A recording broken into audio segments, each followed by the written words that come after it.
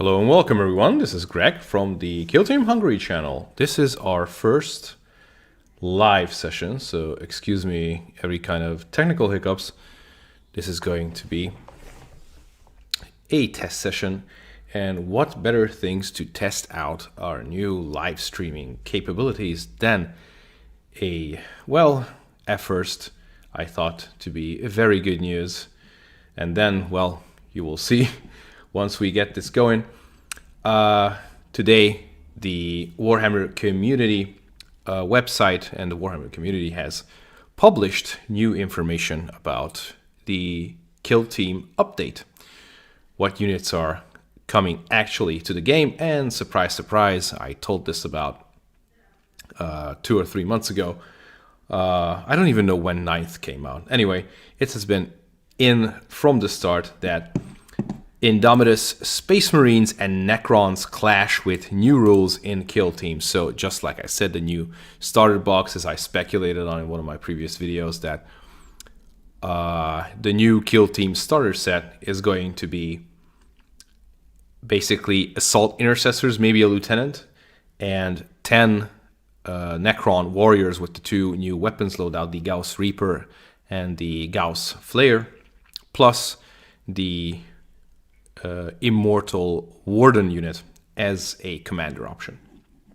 But as long as we're here, let's just dive into this. By the way, if you would like to help out the channel to make the channel grow, hit the sub, give this video a like, share with your friends, and I thank you very, very much. Little update on Arch, if it can be considered as an update. He is already in contact with Team YouTube about his channel getting hacked and not deleted, but essentially the hacker just made every video private. The last video that was streamed on his channel was a Bitcoin themed video, which YouTube immediately sniped. So he broke community guidelines, which wasn't even him, the hacker, but YouTube immediately took the channel down. So now the channel is in a, well, how would you say, suspended, banned status, but the videos are not deleted, everything just made private. So there's still hope for Arch for getting his channel back. Now, anyway, let's dive in today in today's video, which is going to be about the 3rd Kill Team mission report. The Kill Team articles on the Warhammer community site come out every month, so it's a monthly. First we had the Sisters of Battle, then we had the oh so useful Kroot, and of course now we have the Indomitus units being overhauled into Kill Team. So let's just jump into the text. So the text goes like, something new is coming to Kill Team. While we haven't said much so far about the game's next expansion, which is, for anyone who doesn't know, it's going to be the Pariah Nexus, which at this point I suspect is going to be just a narrative expansion pack. We can now reveal that many of the best loved and best equipped Warhammer 40,000 units released in 2020 will soon be coming to a skirmish-sized tabletop near you. With that in mind, Mission Report is back to shine a light on 2 of the most important units in the Indomitus Crusade, the Assault Intercessors and the Necron Warriors. Hell yeah. I just ordered Assault Intercessors freshly, maybe yesterday, so I had a hunch that it was about damn time that Kill Team gets an update and they get overhauled, so I'm very happy for myself. Can't wait to paint them Blood Angel, because we can get into that a little bit later, why I'm going to run them as Blood Angel. They may be rank and file, but their impact on the field of Kill Team is anything but ordinary. Well, can't say that for the Necron Warriors because, like, well, anyway. Here we have a nice little picture of the 2 forces clashing. You can forget about the Scarabs. I don't think they're ever going to be overhauled to Kill Team. So let's get down to the units. Assault Intercessors. Let me just quickly check my studio real quick, because this is just going through the software and I'm not streaming from YouTube itself. My apologies. I'm just still, you know, I'm just a beginner with streaming here. I don't see any chat as well, so I hope the sound is okay. Made some tests beforehand, so let me just get that link. Made some tests beforehand, so let me just get that. All right, here we go. Thank you very much for your patience. I see the stream now. I'm just going to find. And yeah, so let's continue.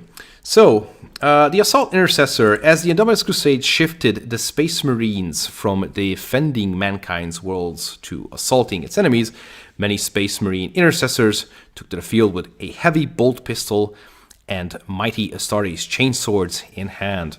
The close confines of the kill team's compact arenas are perfect for such a melee-focused fighter who's sure to find ample prey with a few short strides. Well, yes, basically a Reaver. I am going to uphold my my claims from earlier. This is basically a Reaver without the graph shoot infiltration abilities. However, it's another unit, which is basically a variant of the Intercessor. As we scroll down, we can see the basic stats: 6-inch move, 3+3+, nothing special. 4s for strength and toughness, 2 wounds, 2 attacks, leadership 7, a standard power armor save. So this is going to go up to 3 because of the Chainsword, and it can go up to 4 if you nominate him as a sergeant. It can go up to 5 if you nominate him as a combat spec or a zealot, because the Assault Intercessor is going to be the first non-so-called elite unit that can take the zealot specialty, basically. The heavy bolt pistol is going to be your standard pistol 1, S4, AP -1, damage 1, and your Astartes Chainsword is going to be overhauled from the 9th edition, plus extra +1 attack and AP -1, damage 1. Extra armor penetration for the Chainsword will come in handy against thicker armor. I mean, it's just AP -1, so no big deal. And the sergeant can even have theirs. Sorry, I can't read. So the sergeant can even leave theirs at home in favor of a power fist or thunder hammer, just like the standard Intercessor sergeant. Best of all, you can take them alongside a regular Intercessor sergeant. There you go, for double the punching power. Well, yeah, when you are facing hordes, it's going to be Chainsword galore with the Assault Intercessors. Main thing is, which makes them a little bit better than Reavers, is the AP -1 on their Chainsword, and of course the option to take power fists. Other than that, I mean, the Reaver is 16 points, if I'm not mistaken. Reaver Sergeant is 17. Plus, the points vary if you take Grab Shoot and the Grapple Launcher. Here, the normal Intercessor is 15 points. I think because of the Astartes Chainsword, they're going to be bumped up to a minimum of 16. And of course, the Intercessor Sergeant is going to be 17. Just my speculations, but normally that's how the points are changing when you go up on the rank scale with the unit data sheets. So sergeants are always 1 point more expensive. So Assault Intercessors also provide access to the valuable Zealot specialism. There you go. Usually found only among the chapter's elite, gaining powerful close combat bonuses. And as they charge around the board, shouting, chopping, and altogether putting the fear of the God Emperor into the Xenos and heretics alike. Well, good luck with Leadership 10. They're absolutely not going to be striking fear into anybody's heart other than your playing guardsmen. So my thoughts on this momentarily is that overall, point-wise, I'm going to speculate on that the Assault Intercessor is going to cost basically the same as the Reaver, because the Reaver also has a combat knife, which gives them +1 to attack. No AP, however, but since the Reavers are terror troops, they have a built-in -1 to leadership within 3 inches of themselves, affecting morale and morale test rolls for enemy models with 3 inches within the models, I mean the Reavers.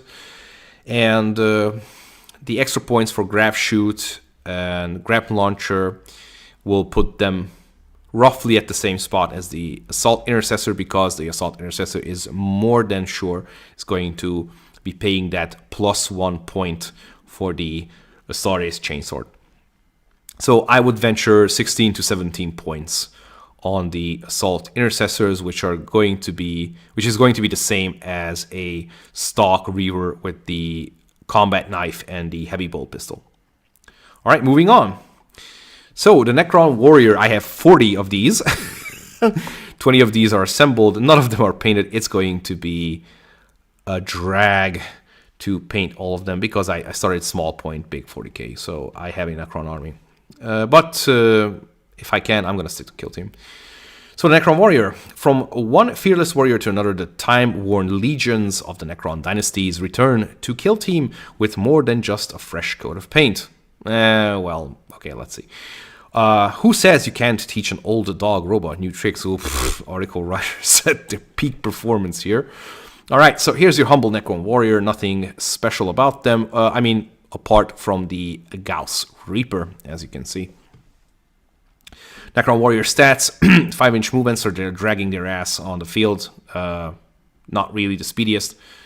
This remained 3+3+, S4, T4, basically the same, and everything remained the same. It has 4-up, I want to say Leadership 10.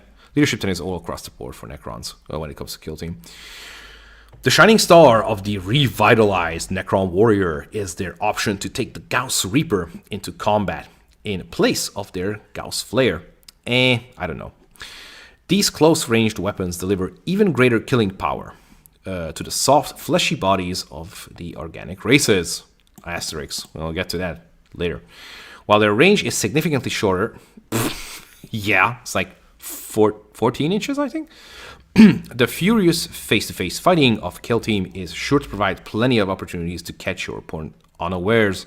So here are the Necrons. In the background, you can see the Gauss Flare. In the foreground is the Gauss Reaper. So the Gauss Reaper, if I'm not mistaken, right now, currently, let me just get my app out. I have my 40k app here. If you could just bear with me for a short moment. Just gonna check. Yes, let me just have a look at my Codex Necrons, because I have it here.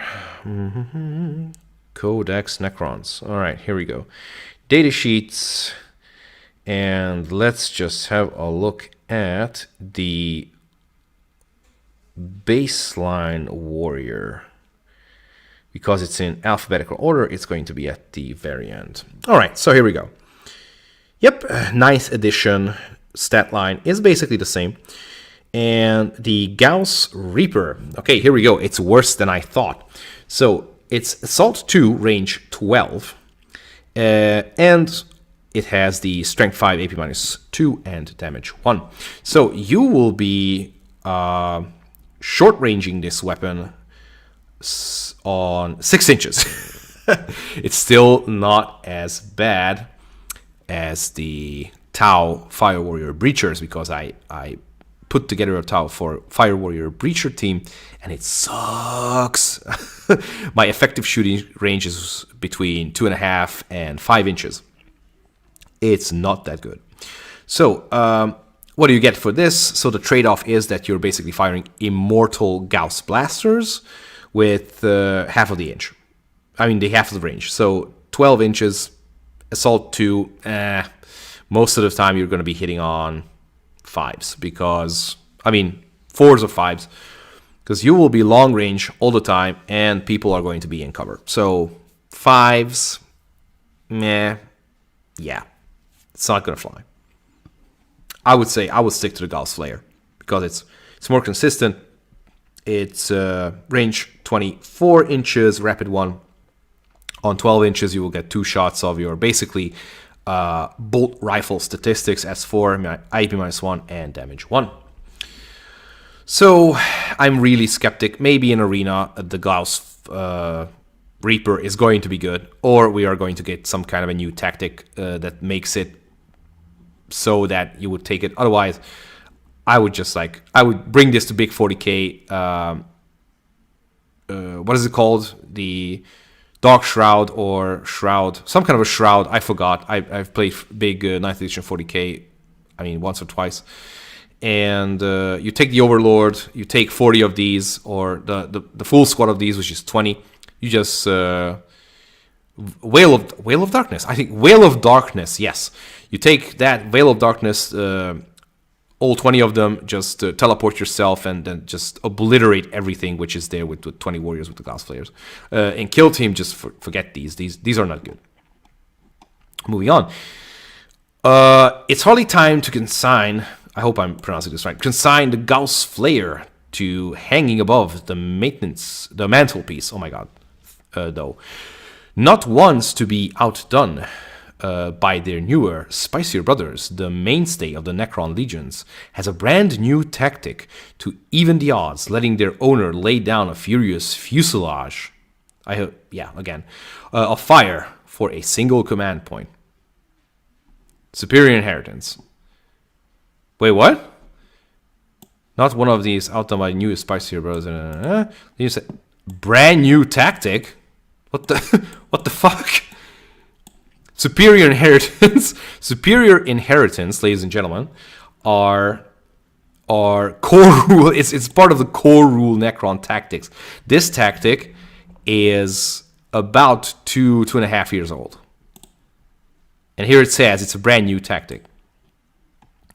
And I know because I play Necrons, and I recognize right now that the wording is basically the same. So, GG, whoever is writing this article, you have no idea about this game. So, yeah. Anyway, they just featured this because they thought that this is a new tactic so that you can use them. Well, the Gauss Flare is the one who is going to benefit from this solely. So you can forget the Gauss Reaper, and usually you use it with the Gauss Blaster. Because, come on, immortals, right? Immortals. You can shred intercessors with this tactic, if not on the first volley with an immortal, because you have an immortal with another immortal who is a comp spec. You spend one CP for what is it? Targeting protocol or what's it called? Let me just get the annual out. So, Kill Team Elites, Kill Team Annual, 2019. Oh my god, that's a steaming hot pile of garbage, that book. Kill Team Annual, and we didn't get an errata ever since. So, I'm pretty pissed on GW for that, or whoever is running Kill Team, but the Kill Team section. Now, before going into a complete unscripted and uncontrolled rant, let me just get this out real quick. And targeting routines. Yeah. So you spend 1 CP for targeting routines. It makes your model basically getting a +1 to shooting attacks if you are targeting someone in cover. You spend then your comms spec +1 to hit to buff the one who is firing. Your immortal is going to be hitting on 2 pluses.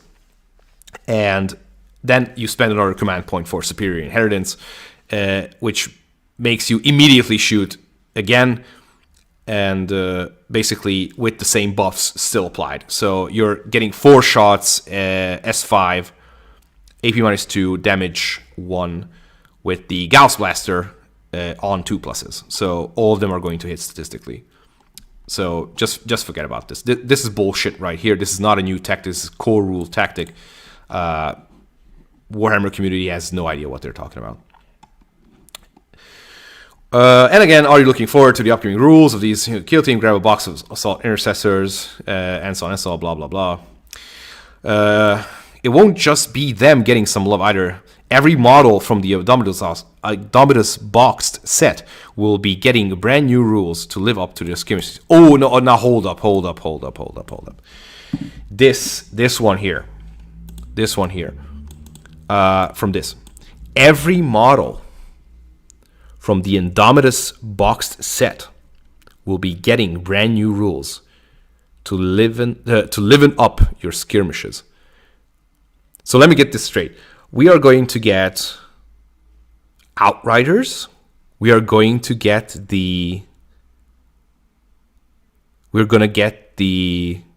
Blade Guard veterans. Okay, the chaplain, the lieutenant, the captain, whatever. These are going to be commanders. I'm more than sure. The maybe the overlord, the warden, the royal warden, Scorpex.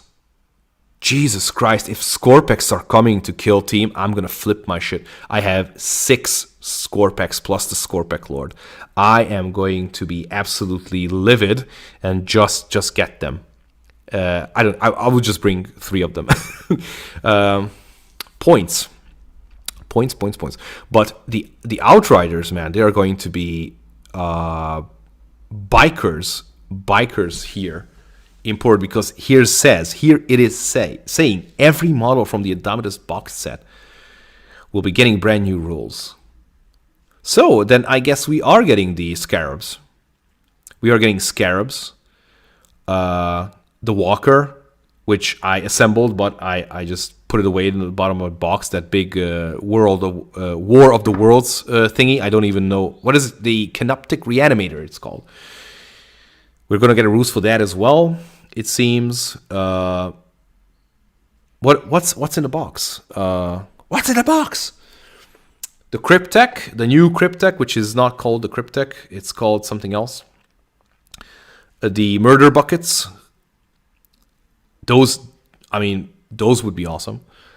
And everything from the Space Marine side as well. What was it in the Indomitus box set? From the Space Marines. Well, anyway, we can just look this up. Anyway, so this was basically the January 8th Kill Team mission report, which is going to tease to say the new units that are in fact going to be arriving to Kill Team, hopefully within the first quarter of the year. So, what you guys think? Are you excited for this? I know that most of you are here for the lore and the fan animation analysis part, but this channel started with Kill Team, so from time to time, if there's anything to report on Kill Team, I'm more than happy to do so. If you play the game, I would love to hear your feelings about it. What do you think?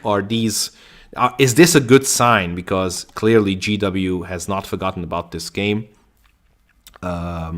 Although at one point I thought that they're going to pull the plug on this for good because of 9th edition and this whole COVID situation. But it seems that slowly but surely we are going to get some kind of an upgrade. No Kill Team 2.0, I'm afraid. After reading this article, this is just going to be an overhaul of 9th edition units. Some minor rule changes, maybe just an expansion. The Pariah Nexus is going to be, when we click on this, the Pariah Nexus is going to be, I think, a narrative expansion. When and if it's going to come out. So I don't even know what it is. Anyway, Pariah Nexus is just going to be the narrative expansion, I think.